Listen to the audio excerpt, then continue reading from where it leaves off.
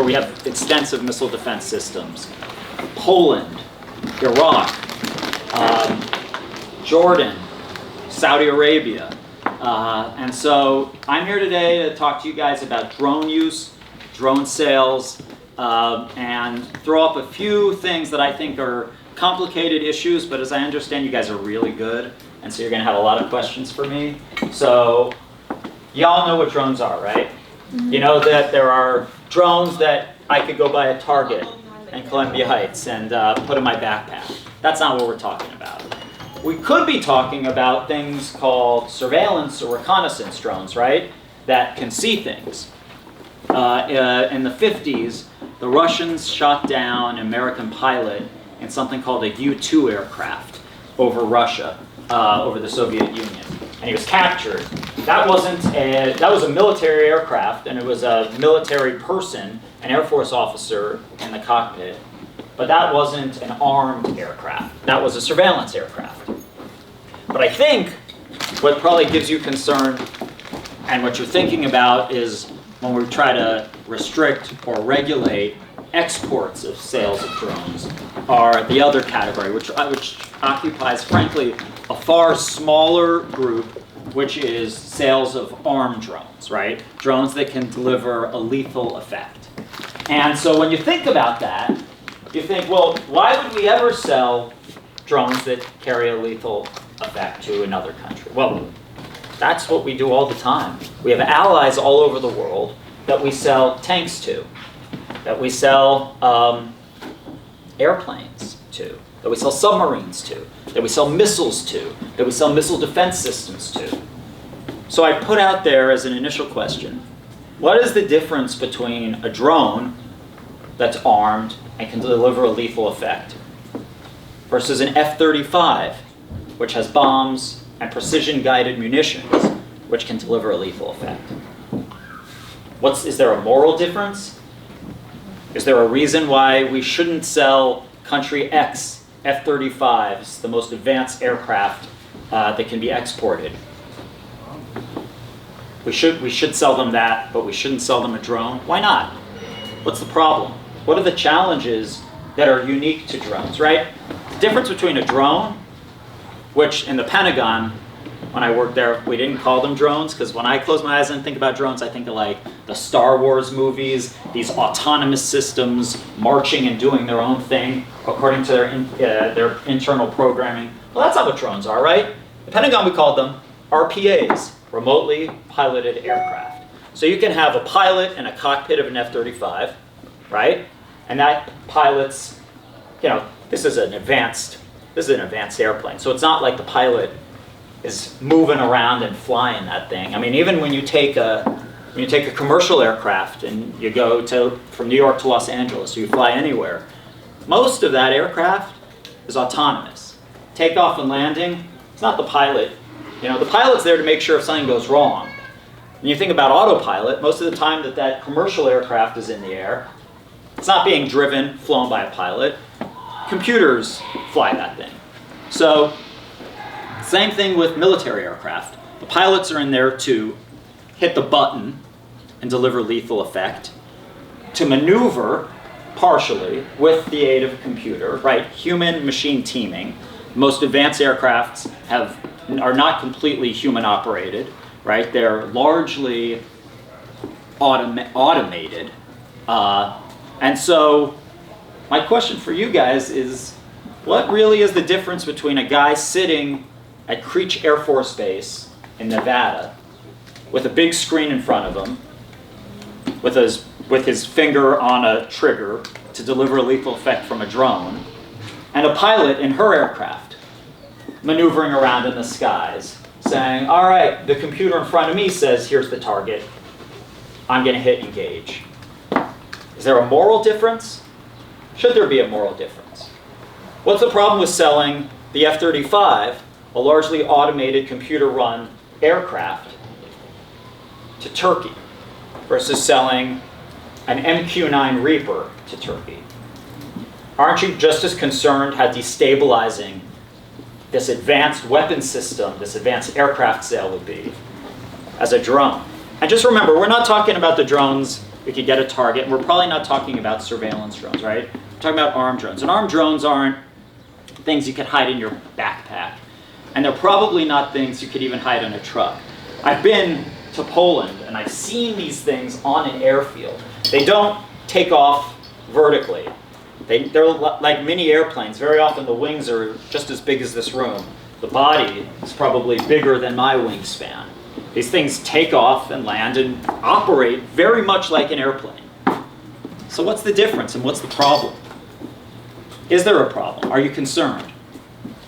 For those of you that are thinking, oh, we should have greater restrictions on drones, I'd ask you, what are the differences? What are the challenges? I can come up with one. Can anyone else come up with anything? Well, how about, yeah. Like the difference between a drone and a jet is like a drone doesn't have like a person in it. Yep. Like if you're flying around in a jet and it gets shot down, that means that person could be injured or dead. Right. If a drone gets shot down, it's just an inconvenience. Well, it's a really expensive inconvenience. Yeah. It's in some cases $100 million of inconvenience. That means that the country that loses that 100, 200, 500 million dollar investment probably isn't going to be happy. Just like they wouldn't be happy if if their Air Force pilot got shot down. But that's a really good point. That's actually the point that I was trying to make. When you are a military commander, you think long and hard before you put one of your airmen, soldiers, Marines into a conflict zone, because their life actually really matters. When it's a piece of metal, a weapon system, the calculation's different. And so isn't the threshold for engaging in an armed conflict with lethal force lower when it's a machine and you don't have to go talk to the machine's family if somebody dies, right?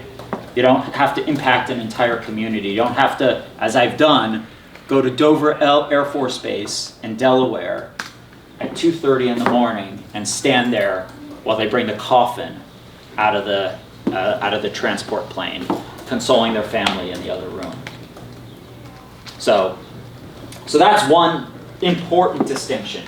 Probably makes it easier to employ. Can anyone think of any other distinctions?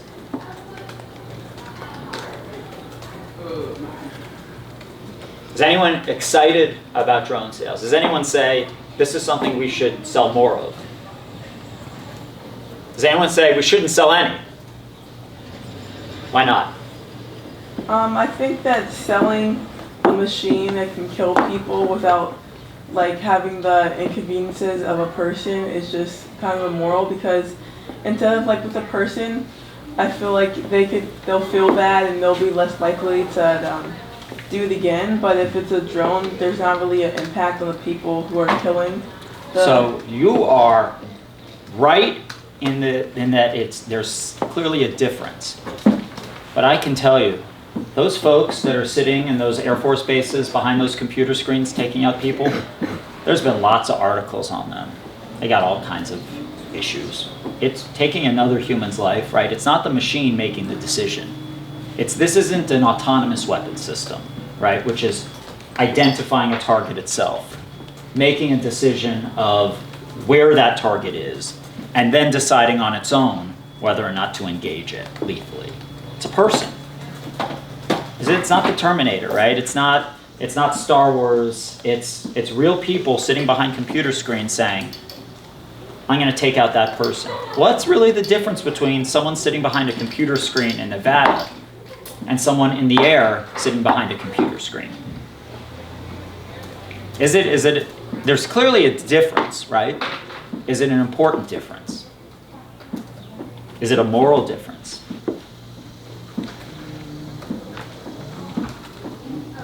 So here's something else to think about. You could say the United States shouldn't be in this business, right? Why should the United States be in the business of selling advanced weapon systems that lower the threshold of conflict to other countries? Well, There's a couple reasons why I'd say it's not the worst idea in the world. One, if you're Saudi Arabia or you're Turkey, you might say, well, United States, you're not going to sell it to us. We definitely want the most advanced technology available, right? And we've got the money to pay for it. But if you won't sell it to us because you don't like what we're doing with it, are we going to change our behavior? Or are we going to go to Israel, who will definitely sell it to us? We're going to go to China, which will definitely sell it to us. So is it really a question of denying them that capability, or just denying them who furnishes that capability? And when you look at it like that, why wouldn't you want the United States to be the one that furnishes it? Because I'll tell you something. When you sell an advanced system, and I'll just make it up, maybe that sale costs $5 billion. You're going to buy 100 really high-tech armed drones, right? I'm just making up that number, so don't quote me on that. But guess what? Once that sale occurs, well, I'll ask you a different question. Who here knows someone with a car? Raise your hand. So everybody. When someone buys a car, let's say it's a brand new car. Does it run fine on its own? Never have to take it in? Never have to have it serviced? Don't need gas? Right? You buy that car, you can use it for the rest of your life? No way! Even some of the fanciest cars, things go wrong, right? And a car is something that everybody has, lots of people know how to fix, know how to operate. These systems, really, really complex. And so when country X buys a super complex system from the United States, guess what? They're also buying this extensive maintenance, repair, and overhaul tail, we call it. This tail extends not only from where the system is, but all the way back to the United States. And it requires support. It requires tweaking. Every time you put an airplane into the sky, per flight hour, I'm going to make this up, and you could probably find the exact stats, but it requires something like 10 hours of maintenance per every hour it's in the air. Sometimes it's even more than that. So if country X buys a $5 billion sale of systems, that's a big expense to put out to get the stuff. But if it doesn't work, it's not worth 20 bucks. So when the United States says, we're going to sell you this, it's not we're going to sell you this and you can do whatever you want. First of all, it comes with a whole list of restrictions, rules, regulations. And I know this, my very first job in DC was at the State Department in the office that regulated the entire arms trade. And I'm not even talking about something like a drone, but if you're talking about a software package or a computer that has a battery in it, that battery is controlled by something called the Arms Export Control Act. And the United States tracks that battery or that screw from sale to use, and there are teams of people at the State Department that are, one, making sure that they're being used as the contract of sale said they would be used. And two, if they're not, it initiates enforcement actions, and very often can sanction or prohibit a country or company that's misusing that battery or that screw in that specific technology from doing business with the United States ever again, getting support, repair, maintenance, overhaul on that specific system. So if you think about it, an armed drone, a far more complicated system that doesn't have this back-end tail of support, it's a piece of metal, right? Software doesn't work, doesn't fly right. You're either going to have in-house experts in that country ready to do the fixes, which if you don't build it, it's a lot more complicated to reverse engineer it to figure out how it works.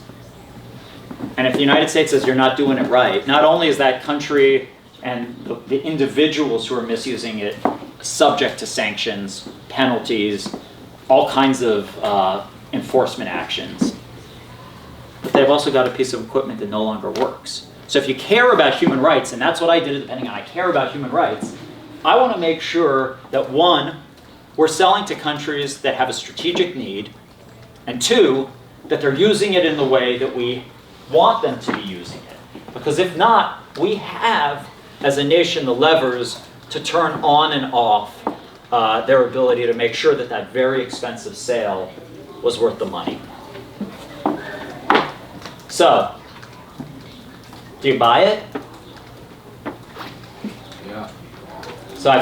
So wait, I've convinced the varsity team that I'm right, and there's no, you're all are going to come in over the next few days and say, more drone sales, more armed drone sales, support our allies, support U.S. industry.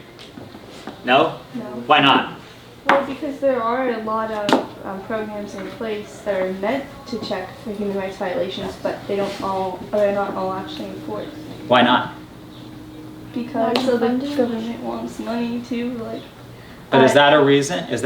Should that be the rule? Like, oh, we've got all these good programs. But I think it's true. So where's the risk then?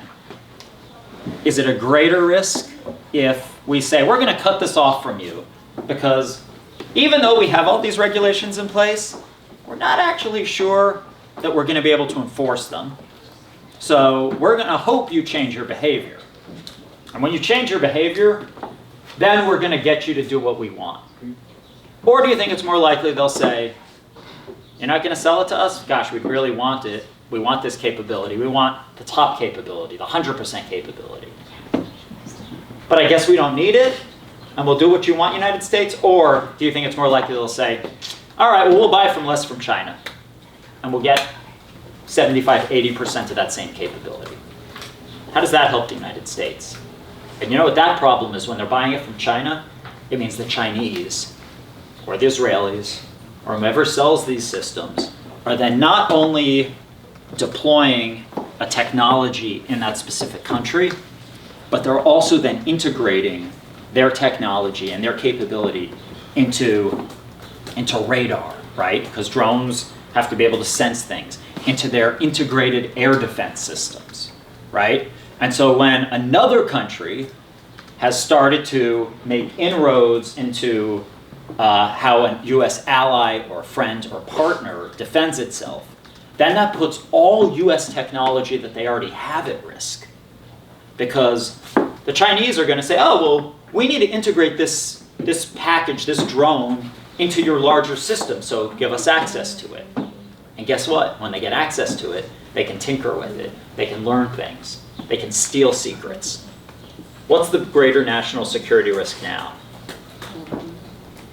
Question. I still don't think that it's worth it to send the drones and the missiles or whatever to the countries that are committing human rights abuses, even if it means that China or Israelis will get access to U.S. systems, because eventually they're going to get the technology anyways because of spying and espionage. So it's just better to stay on the right side of history and not have to read a history book where it's like U.S. drones were used to kill millions of people. So I'll give you, I'll put it to you this way. And so this is a tough argument for me because remember, I'm the human rights guy, right? That's the thing. That's like, my goal is how do you protect human rights and human lives? So first off, millions of people, that's a lot of people. The question is not, are drones being used by other countries to kill X number of people, right? That's not really a useful thing. It's who are they being used to kill? If they're people in uniform or combatants, that's a point of war, right? During peace, right? When we're in peacetime, you kill someone, that's a criminal act, right? That's murder. During a time of war, when you kill someone from another country, that's not murder. That's the entire point of war. To take the enemy off the battlefield, either through detaining them, capturing and detaining them, and then holding them until the end of hostilities, or legally, under the laws of war, taking them off the battlefield through killing them. That's the point. But we're in a complicated situation here, right? Because think about the United States. How many people here think we're at war today? Raise your hand. Higher? 1, 2, 2.5? So, newsflash. We've been at war every single day since September 12th, 2001.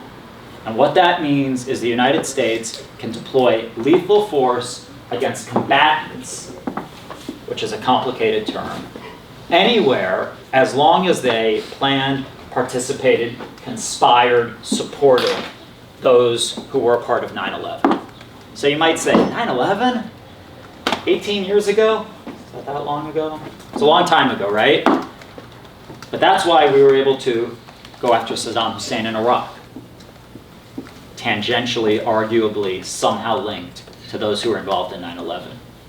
That's why we're aiding the government of Niger to stamp out extremist groups. That's why we're involved in Somalia and arguably Yemen and arguably Syria. Because technically, as a legal matter, the United States is at war because of something called the Authorization for Use of Military Force, which was put in place after 9/11 to authorize taking people off the battlefield with lethal force or capturing and detaining them. The problem is, if you think about World War II, what did the US do in Germany, right? They captured people who surrendered. What did they do with them? They brought them to the United States. They put them into a detention camp. But that detention camp wasn't to punish them, right? The German soldiers weren't committing war crimes. They weren't doing anything illegal. They were fighting for their country, no matter how misguided that country was. But those soldiers weren't evil. So they were being detained to prevent them from returning to the battlefield. Guess what happened? World War II was over. We sent them back. This is kind of a different conflict because the people we're fighting against aren't representing the government of a state, right? And so, when's this conflict going to be over? Do you hold them until the end of hostilities? If so, guess what happens if you send them back? Do they go back to their farms and their villages? Do they say, I'm done? Or do they get back in the fight? So that's the complicating factor. We're in a different type of conflict now than we've ever been before.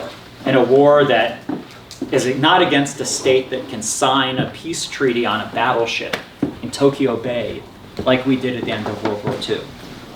So this is a different environment, and we've got technologies to make taking out those combatants easier than deploying a person to have to actually commit, to say, surrender, give them an opportunity to surrender, and throw down their arms, and then take them into custody, or to shoot them if they pose a threat. Did you have a question?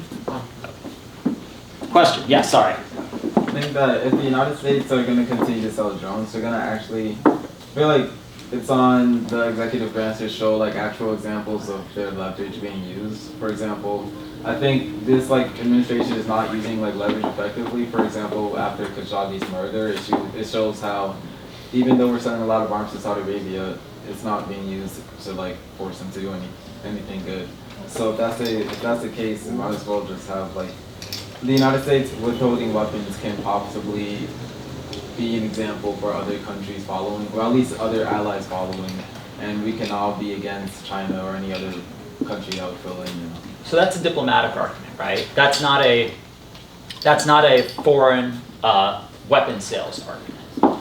You're saying that we're not using our diplomatic tools effectively, right? But what does that have to do with whether or not we sell them weapons? I mean, if we're not using our diplomatic tools effectively, then turning on and turning off weapon sales doesn't have any impact, right? In fact, the impact it would have is getting them to buy weapons from countries that pose a greater threat to the United States. I'd argue an ineffective diplomatic solution actually creates a perverse counter effect where us not engaging them at all, having zero leverage, even minimal leverage, lets them be more brazen in what they do. Something to think about.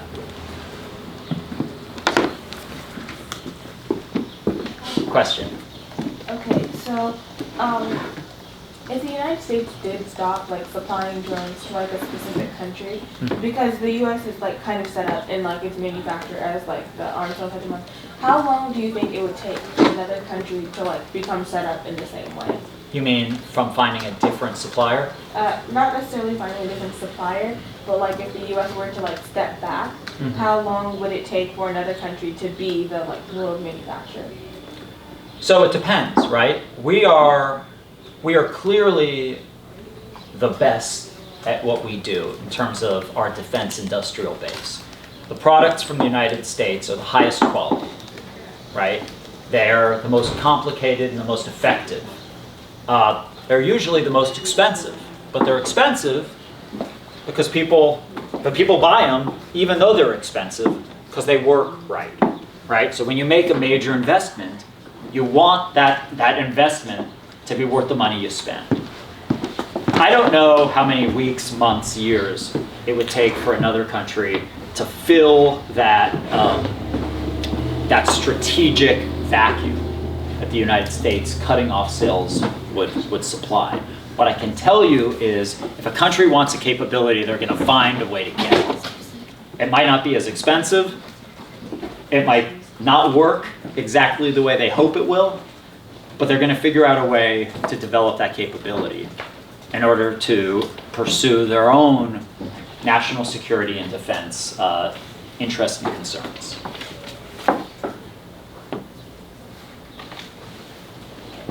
Yeah, ask away. I can say more too, but Okay, so you said that U.S. weapons are like more effective in like killing people.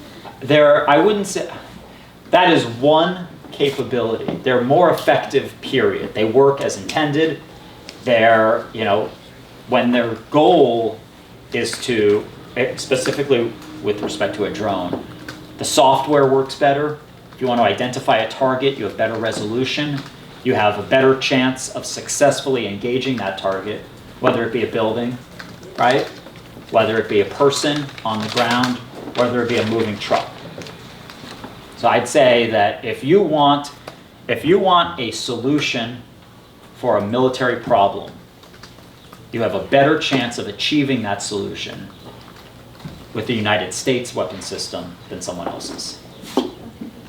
My question was that if like they're better at, I guess, engaging their targets, and it would also be would it be more dangerous to have a drone that is better at engaging targets or a drone that doesn't function properly? So I'll ask you this.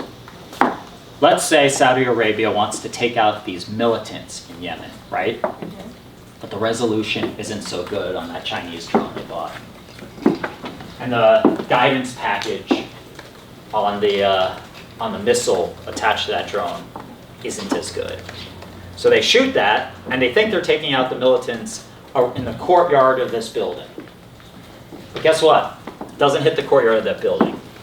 It takes out the mosque next door. Would you rather have them saying, oh my God, we didn't mean to kill all these civilians. We wanted to take out these militants who are armed to the teeth in this courtyard of this building, but instead they took out a wedding.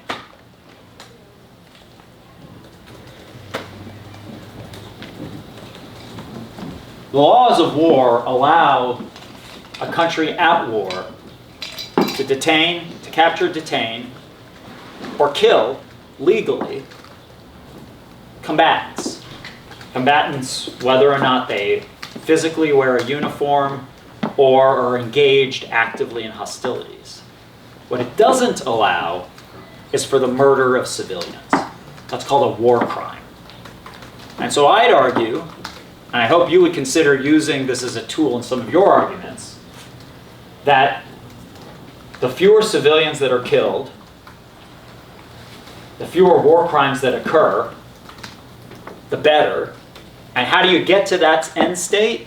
You probably get to that end state by ensuring that our partners, friends, and in some cases allies, have access to the best technology possible so they don't make those mistakes.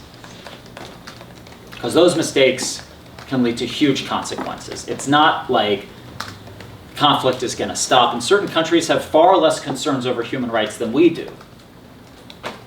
like China. I don't think China really cares if the Saudis are taking out mosques and farms and schools in Yemen. But we do. And if they're doing it on purpose, then we have means and levers to shape their action, because we've sold them this expensive system that they don't want to say we threw all this money into the garbage and it isn't worth anything. Yeah. So what are the restrictions that there are in place for the drones? Like when we sell them? So this is one of the things I actually worked on when I worked for President Obama, because drones are in some cases like manned aircraft, and in some cases they're not, because they're easier to use, because they're smaller, because they're less expensive, right? And so they're more likely to prevent putting a human in harm's way.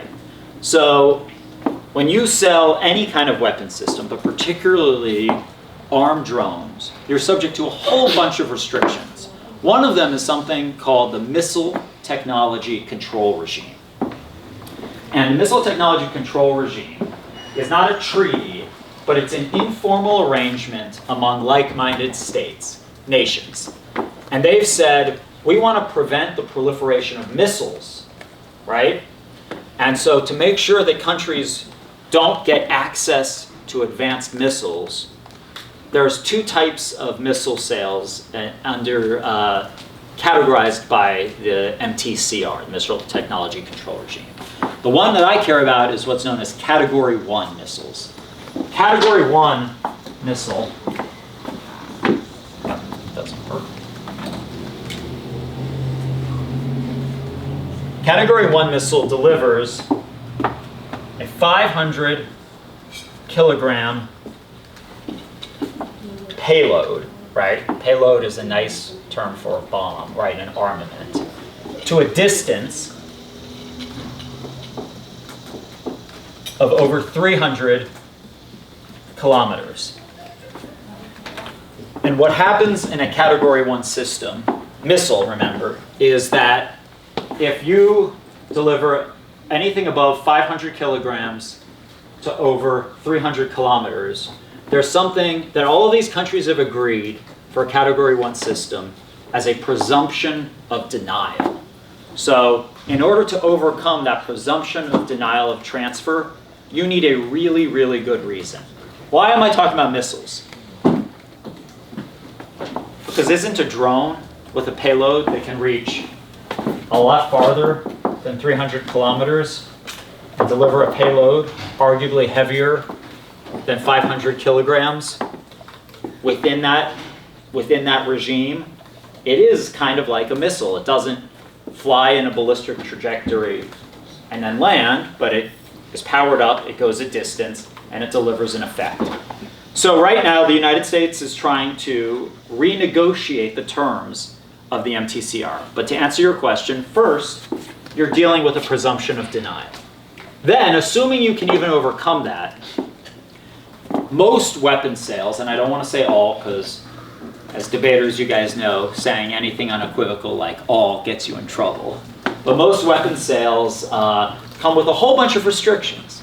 Restrictions on how they're going to be used, how often they're going to be used, right? Not for reasons of we want to control how often you use it, but if you use it that often, it's probably going to break down. So you've got to, use it according to the user manual. And then there's a whole list of human rights and treaty concerns. So there's the, making sure you don't use this to kill civilians indiscriminately, to make sure you don't commit war crimes with them. We abide by the Convention Against Torture, because isn't the worst thing when a country is using a missile system or a weapon system, a weapon of war against its own people? There's commitments to comply with the International Covenant on Human Rights, to comply with UN restrictions, UN Security Council regulations. And so, at least arguably, and I'm not saying these are always followed in every single case, but if they're violated, we have a way of saying, hey, you're violating the terms of this contract. I'm a recovering lawyer, so contracts are really important to lawyers. You're violating the terms of the contract. we're going to cut off support.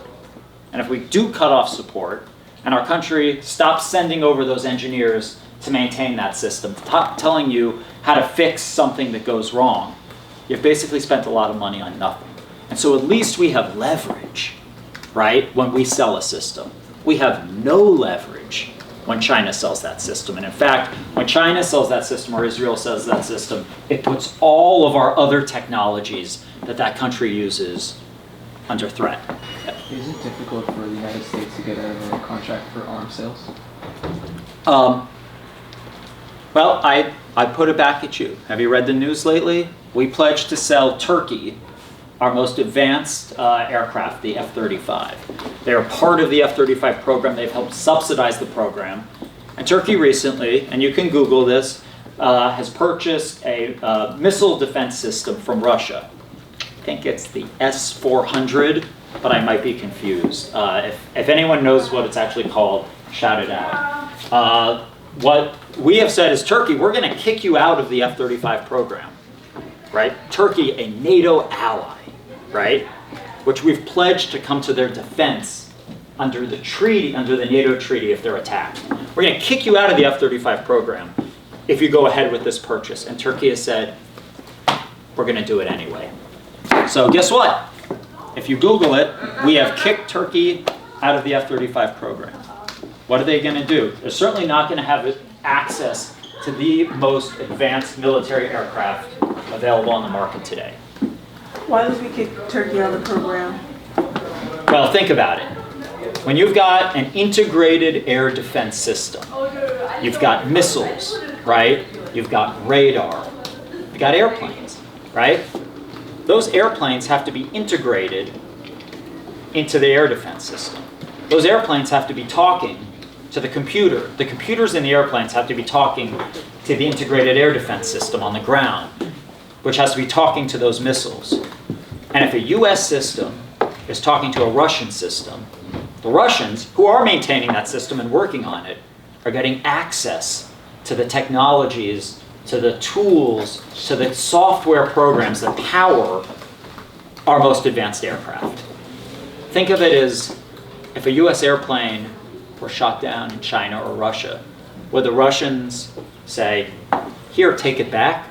Or would they go into it and tweak with the software? Would they put bugs in it when they gave it back to us so they could learn things, so they could test things, so they could steal things? Probably more of the latter than the former. So you keep talking about how if we stop selling arms to these countries, then we wouldn't have any leverage whatsoever. But it's obvious that there are places where we sell arms and they have a lot of human rights violations. Like where? Well, okay, so Take Saudi Arabia off the table. okay, well one of the cases is Honduras. Mhm. So it's mostly small arms, but that they're in the military police force is committing a lot of human rights violations. Right. So would you say that would just either that the regulations are enforced, that we're not using our leverage effectively, and how would you propose that without, if you're saying we shouldn't end arms sales, how would you propose addressing that issue? So this is my argument. This is how I'd argue that. And I will tell you, I don't know everything about the Honduras situation.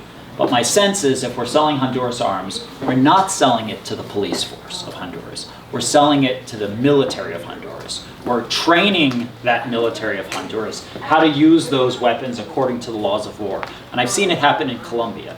You guys remember Colombia used to have this huge conflict between the government of Colombia and this armed militant group called the FARC, right? And and that's an internal matter. So remember I spoke about the law of war? Well, the law of war doesn't really apply when the war is against your own people. It's a different part of the Geneva Convention. And so if you're not going to have the police enforce the laws of your country, if it's an internal matter, and you're going to have the military do it, the military has different rules, right? Because you're not going to declare war against yourself. So I've seen Colombian soldiers with two different cards in their pocket, a blue card and a yellow card. And the blue card says what are the rules and restrictions for when you're acting as an internal police force versus when you're acting as a self-defense of the state force, right? So when you say we're selling arms to Honduras, what I would say is, are we selling arms to Honduras, the police state, which is committing crimes against its own people, or are we selling arms to Honduras for their national defense? It might be two different entities that are receiving those weapons. And so we might have the ability to make sure that those Honduran soldiers who are not enforcing, working with the gangs and the drug lords of that country, but are being trained in the laws of war to prevent Honduras from being invaded, or to secure their borders, or something like that. That's my best argument. I'm going to have to wrap up soon. Are there any more questions? Have I convinced you all? No. Is everyone going to go in and say, we support General Atomics drone sales, the MQ-9 and the Reaper, to countries in the Middle East? And if you're not going to say that, because I actually don't think that that's going to be a winning argument, I would say you've got to make the case why, first, drones are different than advanced aircraft. Drones are different than any missile system, right? Either ground-launched or attached to a weapons platform. Then you've got to say, what's the difference in ethics? Is it an ethical difference between a pilot in an airplane behind a computer screen versus a pilot behind a computer screen in Nevada on the other side of the world? Does that difference matter? Should that difference matter? I think the difference matters because it's arguably easier, right, for someone not in the heat of conflict to make a life or death decision. But should it be? So, and then what happens if the sale doesn't occur? The United States says, we're going to punish you and thus restrict arms sales for that reason. What then happens? Is that in our interest? After that decision occurs, do we maintain more control? Are we more effective in engaging and continue to try to shape action than otherwise? So anything else before I wrap up? So I got one more pitch for you. If you have questions or you're interested, this is my email address. I can help you with your arguments. Please feel free to reach out. The other thing is, if you haven't graduated yet, and you're not planning on graduating, one of the things we run, well, eventually you're going to graduate, but not too soon. The organization I work for, it's called AIA, runs the world's largest student rocket competition. So if you're interested in national security, if you're interested in flight, if you're interested in space, what we do is every year we bring together a national competition right here in Virginia, out in the plains, about 35, 40 minutes outside of DC, where teams from all over the country compete against each other, the top 100 teams, and they launch rockets to a very specific height, and then try to maintain 2 or 3 eggs from breaking, and then have them parachute down. And the winner of that contest we fly them to either Paris or to London, the entire team, to compete against the British, the French, and the Japanese every single year to be the international rocketry champion. We can get you financial resources, we can get you rocketry mentors, we can get you a kit for how to build a team at your own school, and we can help you go. Oh, and there's $100,000 worth of prize money.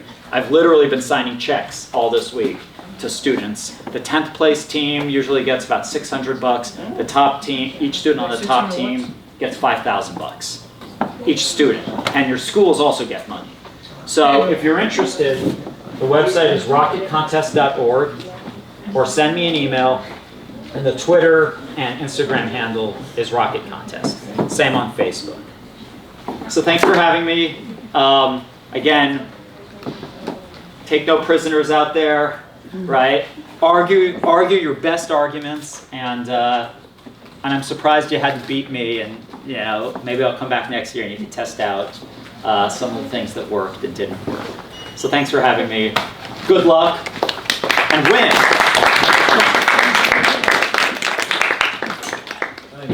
Thank you. You're cool, Alex. Because you asked the best questions. Why did you? So those are a pair of socks with advanced hair cleansing. And if you have a cell phone, I don't understand. People don't understand how to sit and stool. about Vision 2050, which is what the world is going to look like in 2050. And space tourism and all that. Let's have fun. I don't know. Probably not to take fun. Oh yeah, I forgot. I had trash. You're slacking.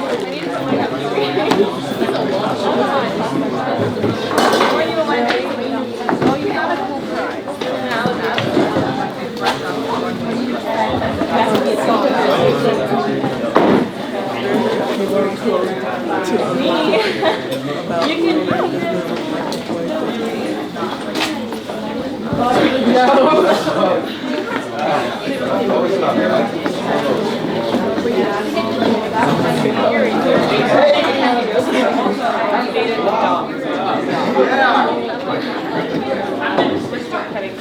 Is it now? Okay, okay, give me like 5 minutes. I haven't read about it in so long. It's my favorite. It is the block. Bruh, I love giving the 1 hour. The 1 hour. I don't like 1 hour. I know.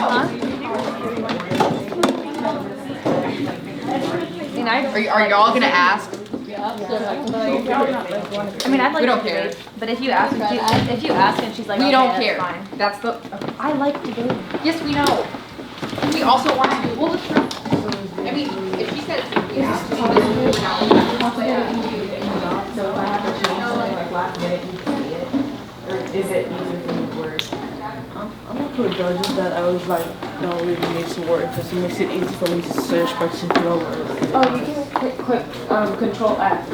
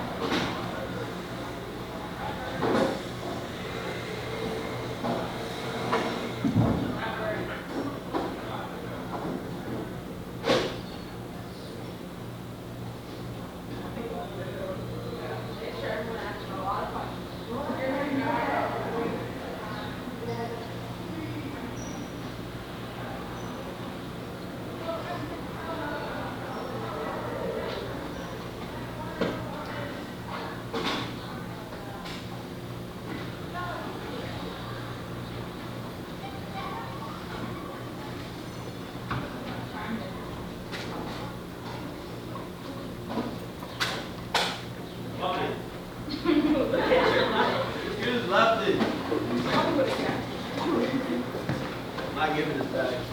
Whoa, wait. I was gonna get it later. Bro.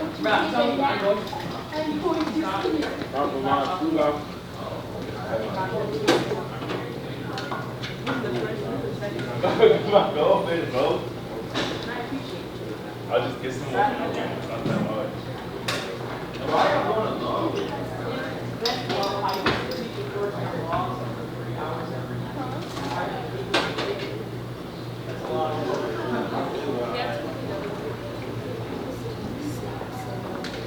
I think we're in the.